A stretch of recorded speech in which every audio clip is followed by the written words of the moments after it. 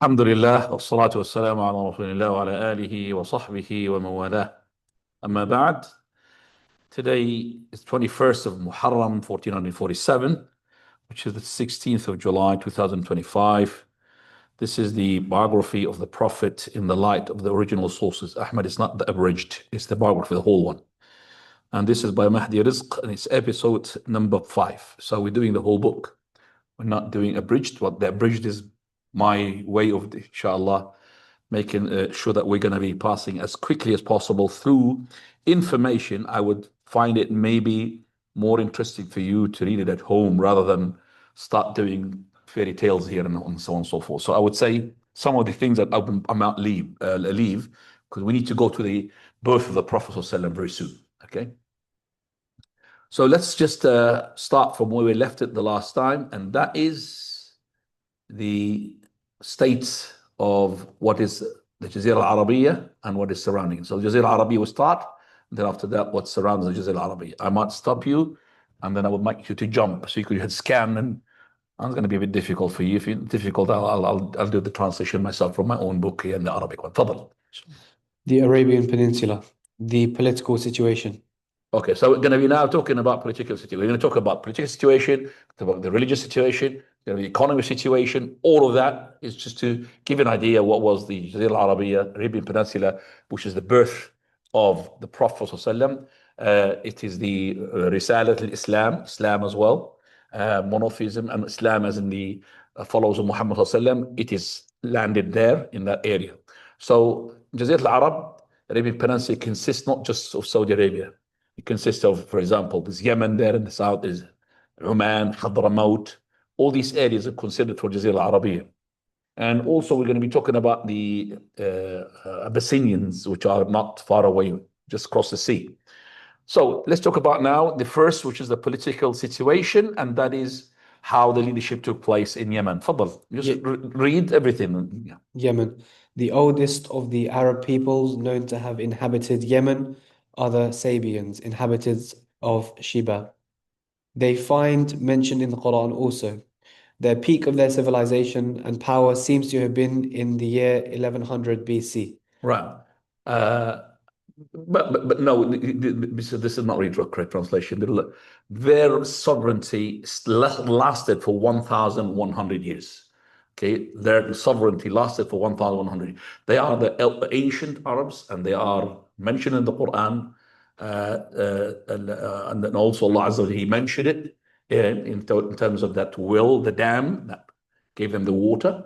So now we're coming after that. By the year 300 CE, the Himyar tribe seems to have overpowered them.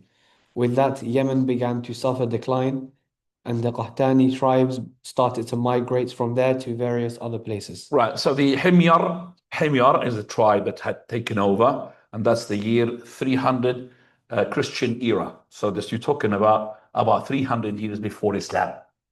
Okay, because remember Islam came about in the 600 Christian year, just to make you imagine what is going on here again, the date-wise.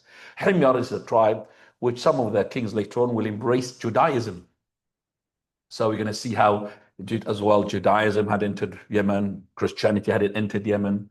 Okay, so that affects Abu Hurairah radiallahu anhu. He's from Yemen and he came from Christianity, so you could understand why he was Christian in Yemen because of this. طيب, تفضل. 270 years before the entry of Islam, Yemen was the subject of continuous internal wars and turmoil, allowing foreigners to take a foothold in the lands. First, the Romans entered into Aden, and with their help, the Abyssinians were able to extend their influence for the first time. Right. So Abyssinia, there are people who had allied themselves with the Romans, and the Romans were a big empire there. So Romans, they entered Aden. Aden could be the capital of Yemen. Okay, so they entered it with the help of the Abyssinians, which has crossed the Red Sea. They have entered it with the help of the Abyssinians, and that was just within the first 40 years of the leadership of the Himyar tribe. And the way why they have done this, because they have basically taken advantage of the two fighting major groups like Hamdan and Himyar. Okay, and go ahead. So the Abyssinians were able to extend their influence for the first time in the year 340 CE. They had profited from the quarrels between the two tribes, Hamdan and Himyar. Their occupation lasted until 378 CE. After that, the land enjoyed some respite. But then Allah subhanahu wa ta'ala struck them with the calamity of the great floods, known as Sad Ma'rib. uh, Sad Ma'rib. the Aran floods. That happened either in 450 or 451 CE. That is, Ikhwani, is mentioned in Quran, and also been mentioned some of the historians. That is the source of living at that time was this dam, Sad Ma'rib. And because of the collapse of that, that's when the Arabs lost, when these people lost their power. The year 523, In the year 523 CE, their king Dhu Nawas. Dhul Nawas launched a campaign to force Christians to abandon their religion. Okay, so Dhu Nawas is from the tribe of Himyar. He had made his effort to basically fight the Christians there to take them away from their Christianity. Christianity in that time also it was polluted. It's not the proper Islam that Isa salam called for. But they were monotheistic, they are called. They're not like the polytheistic. When they refused, When they resisted, he ordered ditches to be dug, got them filled with fire, and then got the Christians cast into them. It is and this is what is being mentioned in Surah Al-Ukhdud, وَالسَّمَاءِ ذَاتِ الْبُرُوجِ. So this is mentioned in this قتل أصحاب الأخدود النار ذات الوقود إذ هم عليها قعود وهم على ما فعلون بالمؤمنين شهود to the end of the verses. So these are the ones whom they mentioned in the Quran and also mentioned in the Sunnah of the Prophet ﷺ. If you remember that boy who wanted to be trained by the sorcerer who used to work for the king, Dhu Nawas, used to work for him. And so the sorcerer got old and he wanted to train somebody. And this boy used to come to the sorcerer, and on his way, he met somebody who was monotheistic. And he started learning something which is completely the opposite of what he takes from the sorcerer. Remember, sorcery and magic is the 180 degrees opposite to the monotheism. Okay, so in Islam, divine control. In sorcery, you control the divine. Okay, it's opposite, totally opposite. So this boy, and he basically grew up, and then later on, there was an incident took place, which is that a beast blocked the path of the people, and he was asked, because he was the boy that works for the sorcerer, to do something. So he threw the stone, saying that, oh Lord, if you know that this is the thing, that the knowledge that I'm taken from this man is the true knowledge, which is monotheism, is correct, let this beast to be taken away. So he threw the stone, and the beast basically is removed, and the people start passing through that passage. It could be like between mountains, they couldn't pass through. And then also he had given healing to the blind man who used to work for this king, who was, as I said, Kafir king. And he wanted, now later on, when he told him, how did you do this? He said, Allah Azza wa Jal said, you don't have any Lord apart from myself. So that's why he wanted to kill him. So he sent him first into a ship. All the people in the ship drowned except for him. He went back. And also he wanted to kill him by throwing him from a cliff. All the people thrown a cliff from the soldiers went down and died except for him. So he said to him, you can't kill me. You can't kill me unless you do the following. And that is, you gather everybody. That's a plan that he had. Gather everybody, and you put an arrow in the bow, and you say, in the name of the Lord of myself, the boy, then you could kill me.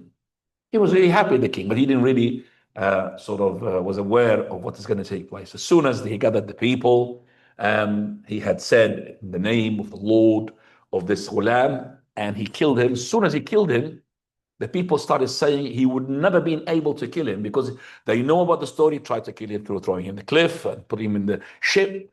They would have never been able to kill him except by believing in the Lord of this boy. So all of them became believers.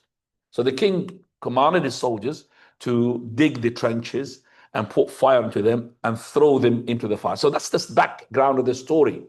Okay, ذو نواس, who tried to make these monotheistic people who are upon the Christianity. It is polluted, but still Islam and monotheism in there. And that one of the, as well, children had spoken in the cradle.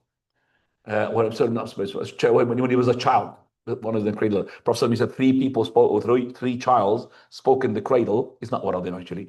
This boy who was about his mother to throw herself, but she was hesitant. So he spoke when he was a child. He said to her, mother, don't be afraid.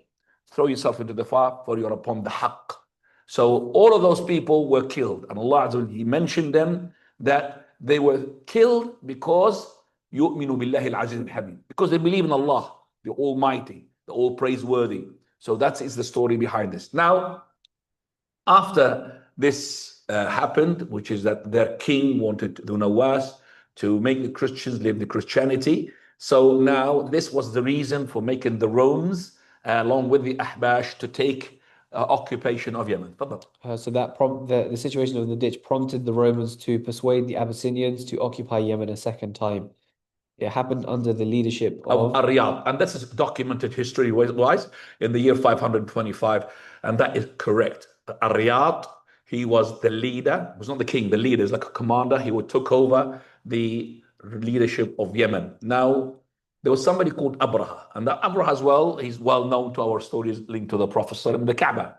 Abraha is the one who contended with Riyadh, and what he did, he had actually, there's a story of Abraha, he was being, his nose being cut off. We don't know the reality of the story, but we know Abraha, he had actually made a coup against this person because he was a commander in his army and he had taken the leadership of Yemen. And he's the one who wanted to make the people who used to go to Kaaba for trading to come to his church. And he built a church which he had named it Al-Qullais. And he sent an army led by elephants, those elephants being taken from Abyssinia, because Yemen doesn't have elephants, it's only Africa. So to be shipped all the way, these elephants, and they're going from Yemen, Yemen is not far away from Mecca, towards the Kaaba, in order to demolish the Kaaba so the people would go to his church, which he had built. But Allah Azza wa Jal, as you know the story, Surah Al-Fil, the elephant, where Allah subhanahu wa ta'ala in that surah he mentioned, وَأَرْسَلَ عَلَيْهِمْ طَيْرًا أَبَابِيلَ تَرْمِيهِمْ بِحِجَارَةٍ مِّن سِجِّيلٍ فَجَعَلَهُمْ كَعَصْفٍ مَأْكُولٍ, which means that Allah sent them birds. Those birds had stones in each one. They said 3 stones, 2 legs and the beak of that bird, and each stone has got the name of the disbeliever who's going to kill. And Allah Azza wa Jalla demolished the army. And those army, they couldn't go forward from a valley called Wadi al-Muhassir. Wadi al-Muhassir, ya ikhwani, is between a place called Mina, when we go to Hajj, and another place called Muzdalifah. You got Mina, Muzdalifah, and Arafat. Mina first, then Muzdalifah, and then comes after the Arafat, which is the furthest away from the Kaaba.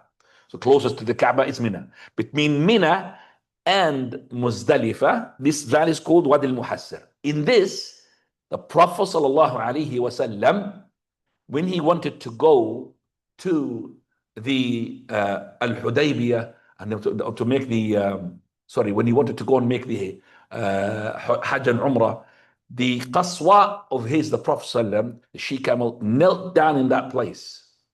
So some of the companions, they said, Haranatil Qaswa. Qaswa became stubborn, this she camel. She doesn't want to go up.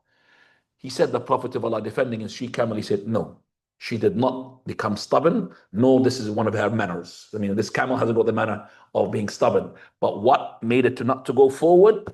Habisul Fil, that this is the area where the elephants were destroyed, where the army of Abraha were destroyed. This is where the area of Adab. So if the person knows where it is, it's actually next to I don't know if you've seen the hospital, which is at the end of Mina. Somebody go there, there's a hospital, the end of Mina. And it separates between it and this hospital and Muzdalifah. That's where the valley. So if you know that valley, you're not supposed to pass it except for quickly, because it's a land of Adab, a land of punishment. So this is Wadi al-Muhassir and the story behind this. Now, so the Barha al-Ashram, he couldn't take over the Kaaba. Now the Yemenis, after this sort of defeat, they have taken help by the Persians. Fadl. The people of Yemen sought and obtained the help of the Iranians to push out the Abyssinians in the year When he 580. says Iranian, there was no Iran at that. It's called Bilad Faris. Persians, they don't like Iranians here. Persia is a bigger land, Persian. And they have, the Yemenis sought their help and they have given them the help to take away the Abyssinians who were Christians in the year 575 with the leadership of Mahdi Yakrib ibn Saif ibn Yazin al-Himyari. And they made him to be a king upon him. He's the one who had entered Judaism. Fadl. So this person played the leading role, and so the Persians declared him as king. However, some Abyssinian slaves who were left in the retinue assassinated him. Yes. With his death, his family lost the rule, and the Persian Empire So the appointed. Persian Empire ceased by his death.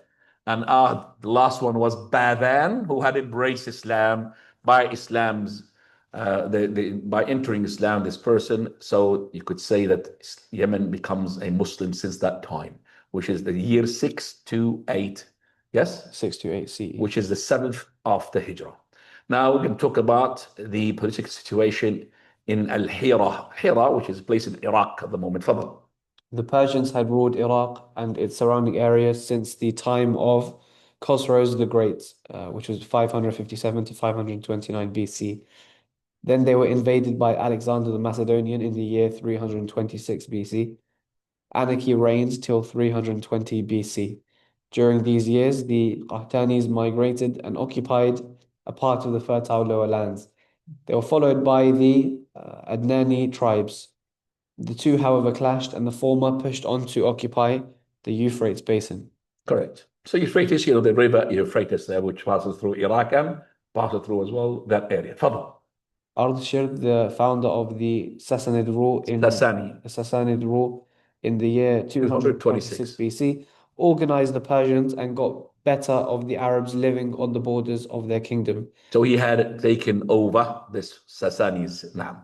This was the reason why Quda'a, the tribe, migrated from there to Sham. So these Arabs moved to Bilad Sham and left that Persian area for them, for the Sassanid. Naam.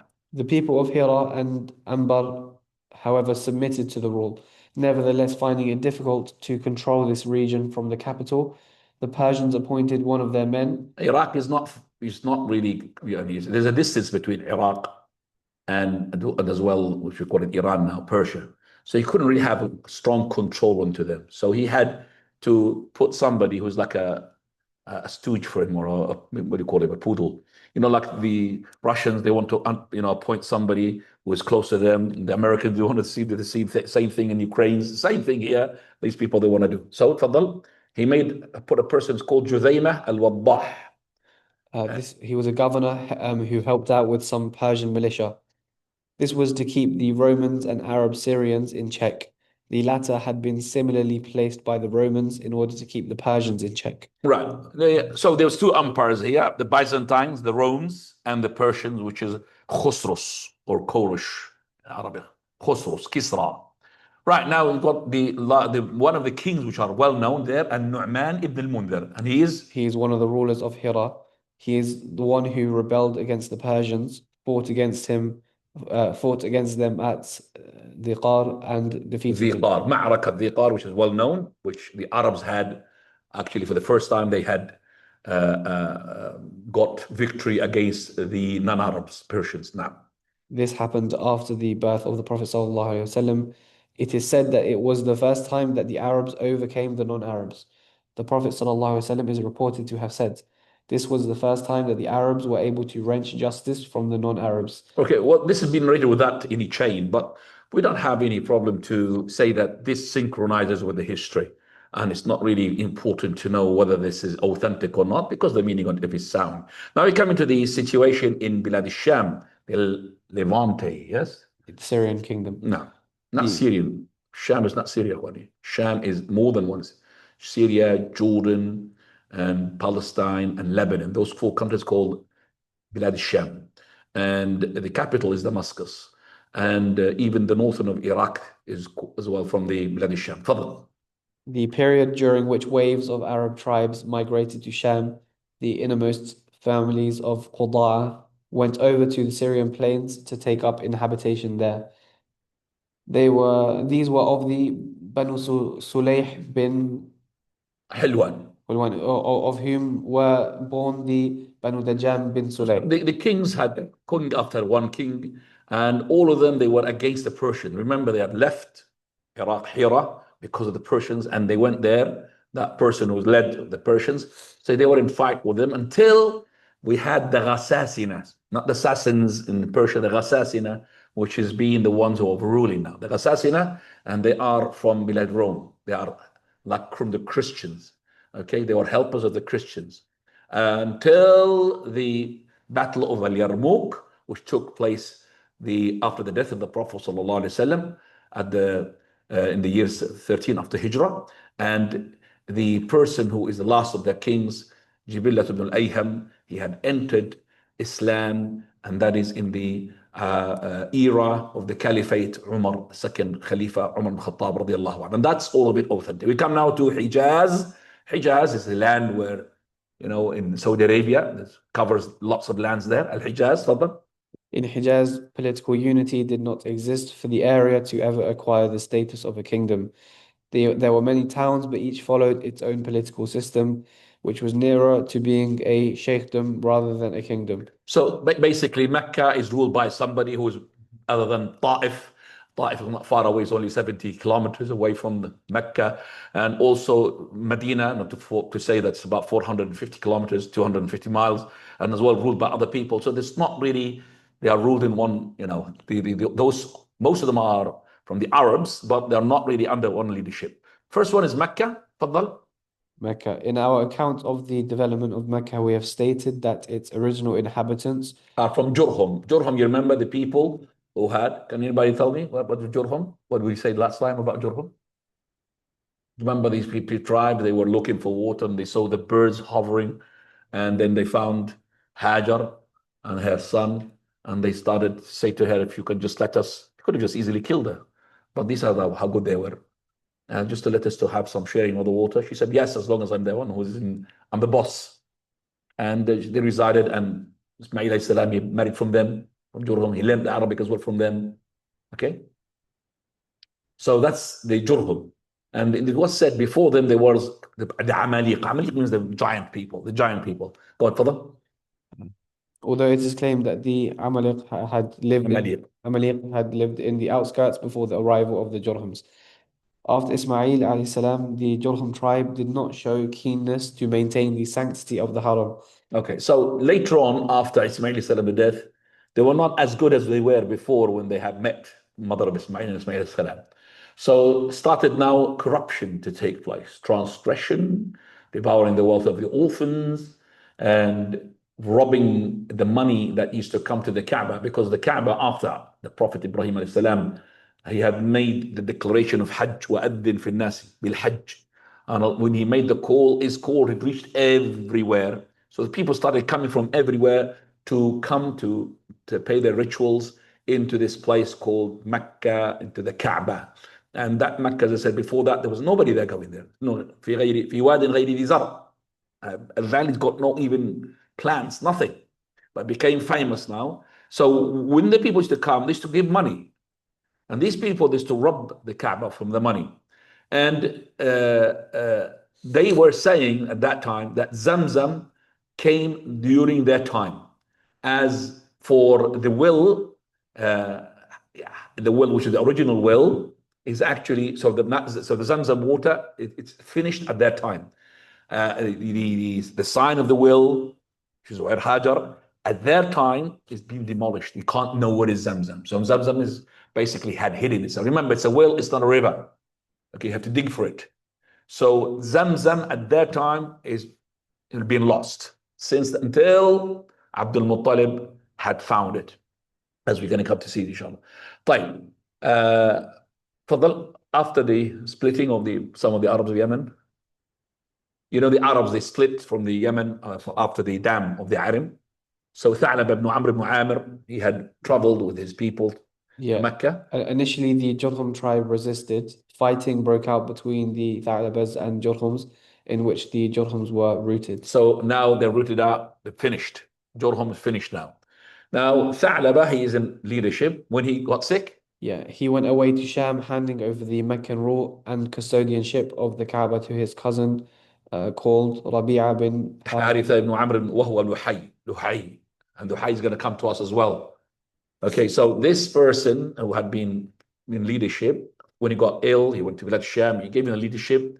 The Mecca, it was important to who is going to take control of, who is going to feed the pilgrims to the Kaaba, who is going to give the keys for the Kaaba, for the doors of the Kaaba, who is going to be in charge of giving the water to the Kaaba. So there was people signed to this. Right. So these people were known to be Khuza'a. So his name, this person, Luhay, and his son will be Amr ibn Luhay al-Khuza'i. Amr ibn Luhay al-Khuza'i, this is the person who's going to come to us later on. When the Prophet he said, he is the first person who had changed the religion of the Arabs. The religion of the Arabs were upon Ibrahim alayhi salam. Yes, there were bad signs of corruptions, but they were upon monotheism. But this person, what he did, he changed the Arab. He's the first person who had made this sa'ima to do with camels. We're going to come to explain it. The 10th, if the camel gives the 10th child a cup of hers, will give it to someone else, will slaughter it to the altars. And he's the first person who dragged Wad wa Sawa' wa Yaghuth wa Ya'uq wa Nasr, the 5 you could say statues representing 5 righteous people at the time of Nuh alayhi salam. They were in the area of Bilad Sham. Because, his person, Tha'laba, was in Bilad Sham. He went there, Amr, and he dug them out, and he dragged them and he put them in the Kaaba. Kaaba was surrounded with 360 statues. One of them is Wad wa Sawa' wa Yaghuth wa Ya'uq wa Nasr. The 5, remember, righteous names belonging to the 5 righteous people. When these people had died at the time of Nuh alayhi salam, so the people started lingering around their graves. Shaitan told them it's better to go to their graves. And then after the grave sort of went up and up in their hearts, then later on he said, well, you're going to remember them as soon as you go to the grave. It's better for you to remember them 24/7. So make a little miniature statue to could put them there in your house. So every time you want to remember righteousness, you look at one of them. So Shaitan, step by step, until this generation finished, following generation came, ignorance prevailed, and Shaitan convinced them that the ancestors of your forefathers before you, they used to worship them, so they started worshiping them. These are the statues being brought all the way from Bilad Sham, dragged by this Amr. Prophet Allah said, I have seen this person in hellfire dragging his intestines. Hadith Sahih, authentic hadith. Dragging his intestines because he's dragging these statues, putting them in Kaaba. 360, Ikhwani. We're going to see some of the statues' history. One of them is called Isaf wa Na'ila. Subhanallah. Maybe when I come to this story, I will skip it because I've mentioned it now. Isaf wa Na'ila is a story of 2 people, a man and a woman. Isaf is a male, Na'ila is a woman, who wanted to do the fornication. And the best place for them to do it is to meet one another at a place where people will not suspect. And that is the place of ibadah, to come to the Hajj. They come to the Hajj. This is well before the time of the Prophet. So they came to the Hajj. So Allah Azza wa Jal had, because they have made this fahisha, fornication, in the house of Allah, Allah subhanahu wa ta'ala basically had killed them. So what they did later on, made a statue of them. And these statues are for fertility. For fertility. Yes, the woman, she will come to touch the private part of the Isaf and the private part of the Ina'ila in order for fertility, bringing up children. Okay, and that's why Abu Dharr radiallahu anh, later on when he comes to want to see the Prophet of Allah, and because he had heard about this man calling for Tawheed, monotheism, so he wanted to see himself, what is this person calling for? So he went to the Kaaba and he stayed for 30 nights only on Zamzam water. And it made him fat. Only Zamzam, no food, just Zamzam. So while he was there, this hadith as well is sahih, authentic. 2 women came and they started rotating around the Kaaba. Remember, this Abu Dharr, they just wanted to see, because Quraysh, they were making like sort of like a terrorization, where anybody would come and listen to the Prophet of Allah. They were then controlled. Prophet of Allah, that's the first phase of his da'wah, which is secret propagation of da'wah. So while he was there in the Kaaba, trying to wait for the right moment to meet the Prophet of Allah, and that was going to be through Ali ibn Abi Talib, two women came and they started rotating the Kaaba and they touched the private parts of his and Nail. So he said to them, and he's not a Muslim yet, but he's got common sense. He said, well, touch them. He's just made of wood. He's going to what do it for you. And then he said a bad, you could say a rude word. Even those Arabs, they are idolaters. They used to kill the girl when she's young because they're shy. They used to devour, do bad things. But when it comes to some of it, manners, like they were generous and they were not rude. And even the woman who was free, she will not fornicate. When the Prophet of Allah, he had regained Mecca and he had given the pledge to the women of Quraysh. One of them is Hind, the wife of Abu Sufyan. He said, I will give you the pledge on the following, that you don't make shirk with Allah and not to fornicate, one of the things. So Hind, she said, the free women would fornicate. That means it's impossible. They cannot be envisaged, can't be thought about it. This is before Islam embedded into them that fornication is shameful. Can't fornicate. So that's in them as well. So when he had said this word to them, the rude word, they left and they were not seeing anything in front of them except that the Prophet of Allah and Abu Bakr were coming. Remember, they're on secret phase to the Kaaba, and there were this woman saying, oh, what is this man? So what happened? He said, well, this man is in the Kaaba. He said to her a word, we can't even say it. Rude. So they met Abu Dhar radiallahu anhu. And Abu Dhar straight away embraced Islam. And he said to him, the Prophet of Allah, what were you staying on? He said, Zamzam. He said, the Prophet of Allah, Zam, ma'u Zamzam, shifa'un likulli suqm, wa also it's a ta'am, it's a food, and also it's a cure, both. So it's a food and it's a cure. Zamzam. Just only Zamzam. He said, شربت زمزم حتى تكسرت عطن بطني. It came like, mashallah, my belly is hanging, like, they hang you in, you have a belly bag hanging out because of this water Zamzam. One is Zamzam is a ma' mubarak, the best of water on the face of the earth. If you have Zamzam, give it to people who are ill. Allah will give you shifa. Make those all your dua when you take it. طيب. Now, coming back, Sa'ah, they were in charge of the Bayt al-Haram for 300 years. It was said even almost 500 years. Now, Quraysh, فضل. At that time, the Quraysh were a divided house in Banu Kinana until Kinana was known because Kinana is where Quraysh comes from. And it was led by, this person is well known, Qusay ibn Kilab. he took charge and united them. He united. So Qusay ibn Kilab, you could say he is the one who made Quraysh to be the mighty Quraysh, or mentioned in the Quran. Prophet sallallahu alaihi wasallam, he said Quraysh was being given 7. No other people have been given. One of them is that they have a surah, which is in their name, Surah Quraysh. Nobody else had entered the surah except for them. So they are mentioned in the Quran. No other tribe is mentioned in that surah except for لإلاف قريش إلافهم رحلة الشتاء.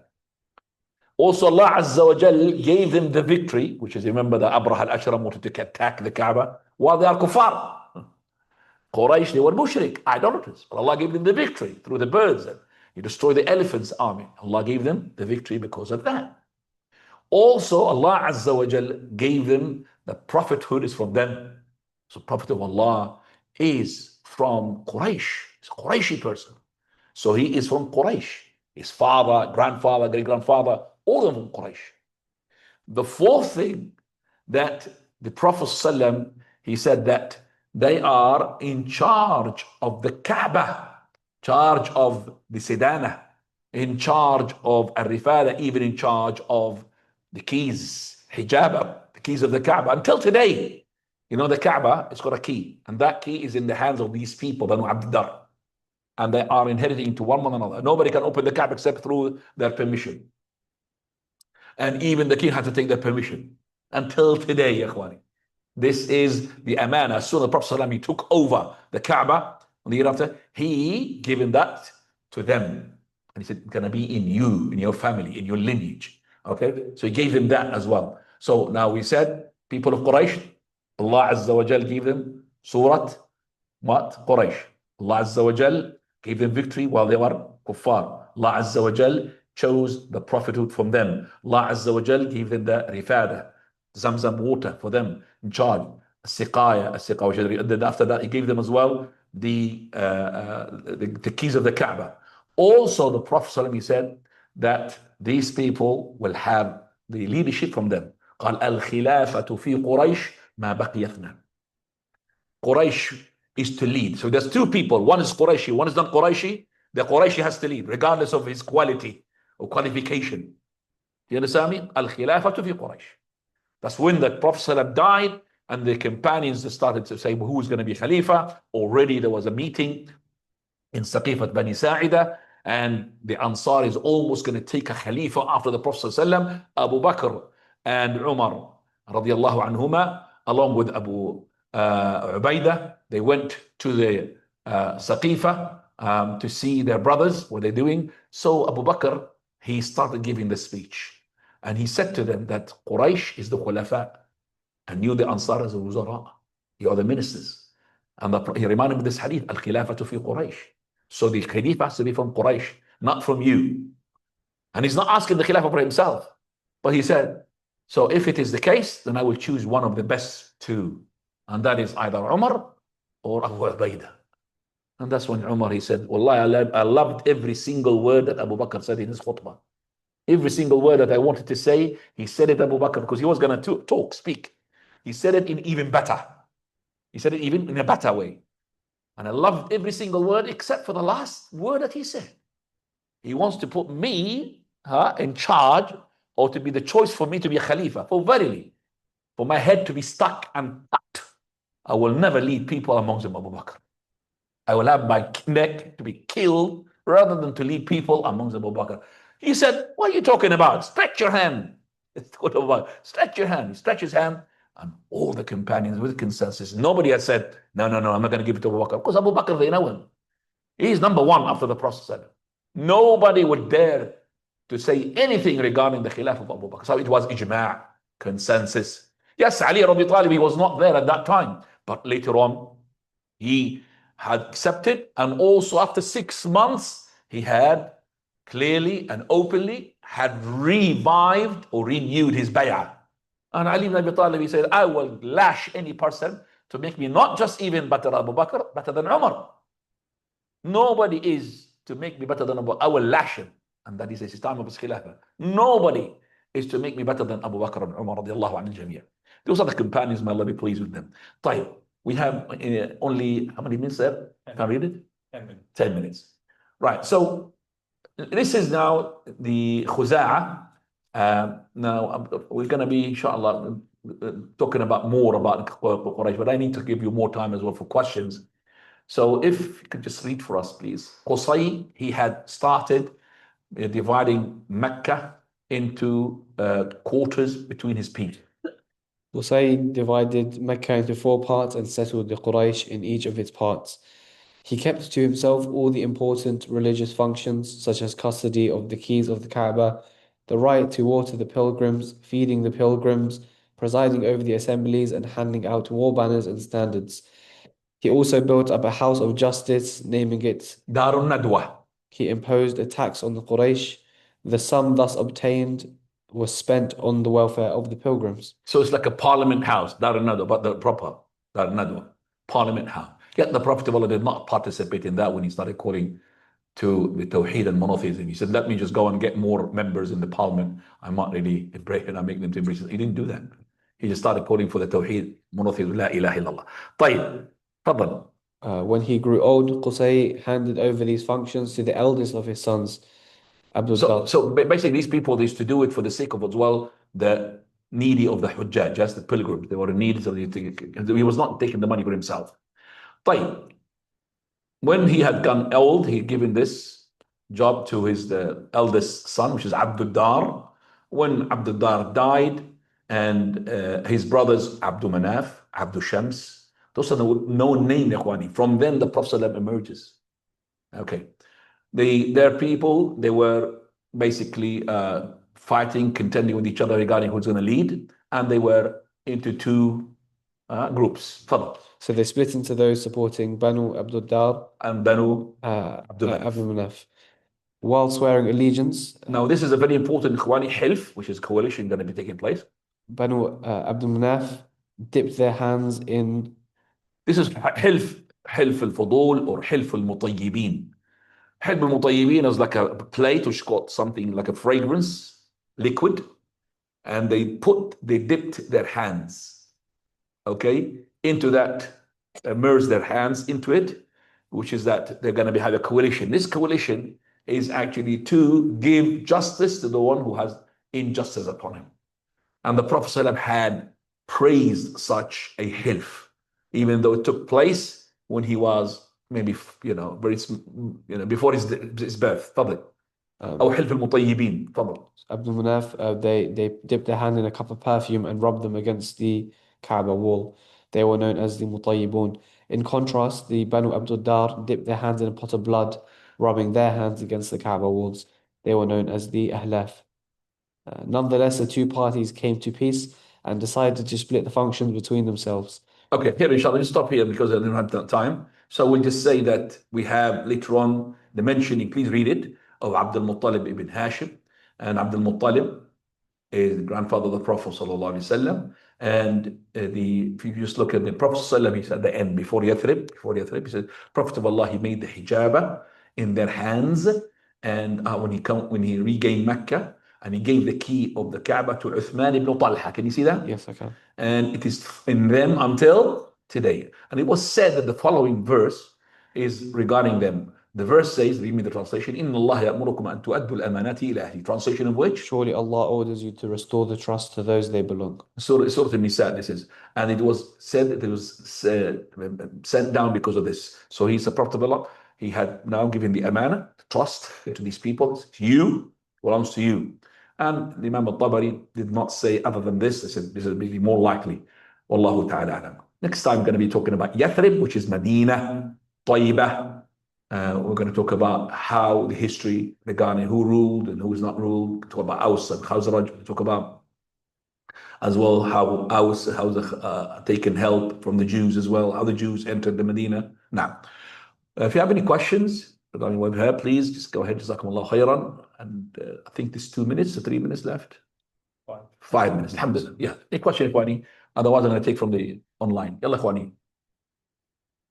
I'll tell you what, every time I'm going to have a class here, the best thing is to prepare yourself for some questions. And best thing as well to prepare reading from that book. And as we know that the book, not just available in hand, that you could buy it, it's available on PDF. But as Zubair, he had said, that because if you buy the book, you start writing notes on it, it's much better than depending on PDF. Can you just have this, please? Yeah. Yeah. The cover of Kaaba is the cover before Islam or after Islam? Right. Our brother Shraq is asking about something we've dealt with, you remember, last time. So who's going to answer the question? Yeah, answer. Who's going to answer the question? What is the most authentic opinion that regarding who had built the Kaaba, we said? Yalla, anybody? Fadal, put your hands up. I'm going to ask you to put your hands up. Ibrahim alayhi salam. And what is the second opinion regarding that? After that, who is the one who built it? No, because we said 2 opinions. Remember we said there is opinions about the Kaaba was built 100% 5 times, but we know that there was a mentioning that Malaika, the angel, built it, or Adam alayhi salam built it, or Sheikh, the son of Adam. You remember those things we mentioned as well. So the second opinion after that, you forgot, subhanAllah. That's why you need to write down, otherwise you're going to be keeping forget. But anyway, if you don't remember that, you remember the most important thing is Ibrahim alayhi salam. He is the one who built it. And as for the Quran mentioning Makan al-Bayt al-Haram before the Kaaba, yes, because it's pointing to the land where the Kaaba is going to be built. So Ibrahim alayhi salam is the one who built the Kaaba. Now, talked about that in details, ya Ishraq. Any other question, Ikhwani? طيب, online quickly, يا إخواني. تفضل يا زهرة. يلا يا زهرة. Give her permission, يا حبيبي. Assalamu alaikum. Salam. Is a woman allowed to give da'wah to a man? Is the woman is one? Allowed to give dawah. Can you just make your voice louder, please? Is a woman allowed to give da'wah to a man? MashaAllah. Give a da'wah. So the woman is going to give a da'wah to the man. How?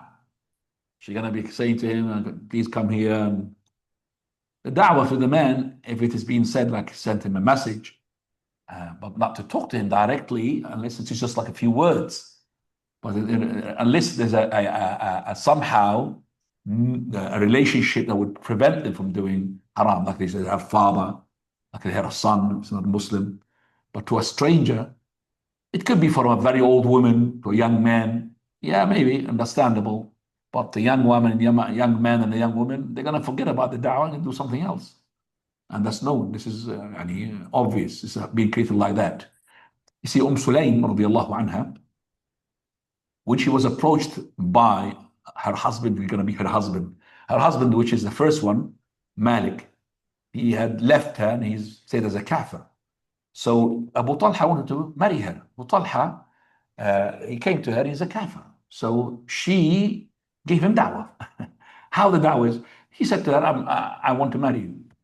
She said to him, well, you're a good man, but I can't marry you because you're a kafir.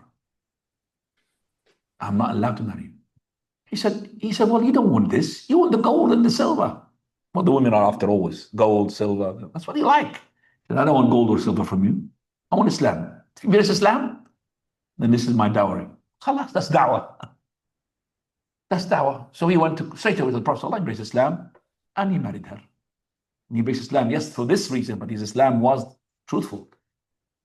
Yeah, that reason pushed him to, to embrace Islam, which is he is aware of what his Islam entails, comfortable with it. نعم.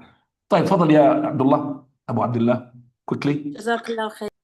Assalamu alaikum, Sheikh. Salam. Jazakallah khair. Sheikh, you mentioned that like the Khilafah is only from Quraysh. Throughout history, I've reckoned that the Khilafah has been in many different places, like the Ottomans in West Africa. Does that mean it was incorrect for them to pick from their own people? They had to find somebody from Quraysh and then they become the Khalifa? Or No. Khilafah in Quraysh, that means if we had the choice. Well, we have been led by Mamalik. Dawlat al-Mamalik means the people who were slaves. They're not supposed to be except for slaves. But they led. But when they lead, we have no real power, even with this hadith, to go and say to them, you have to step down, we're going to kill you because you're not Qurayshi. But in the time when you have a shura, and the time when you have the option, Qurayshi has to lead. Al-Khilafatu fi Quraysh. Had it been that the Ansar did not accept what Abu Bakr had said, it would have been killing, death between them. But they submitted to the words of the Prophet. Yes, in the history, very few Qurayshi had led. There are some eras where there's no Quraysh whatsoever. Taking place the leadership of even Qaramita wal-iyadu billah, who are worse than Kuffar, had taken leadership. And this is the one who stole the Hajar al-Aswad, the black stone. And he stood on top of it and urinated on top of it. And he said, where is your Lord? Yeah, let me. He's talking about Tayr al-Ababil, the birds. Where is he? Now, so he led. تفضل يا فايز الله سواصل. هذا نسي فايز الله سواصل. Sheikh, Sheikh, hadith that says that the father is from the middle gate of Jannah, he's from the best gate of Jannah. The question is, of the eight gates of Jannah, which one is the best? We don't know what is the best. Gates of Jannah, we don't know what is the best. But when you are in the middle gate, you will have more option to be in any gate rather than to be pushed on the edge. But it doesn't matter which gate. So, I mean, that question, yeah, Faisal, what is the best gate? The best person who can come through all the gates. And the Prophet ﷺ said, I hope Abu Bakr is going to be one of them. Abu Bakr is going to enter from all the gates. Okay.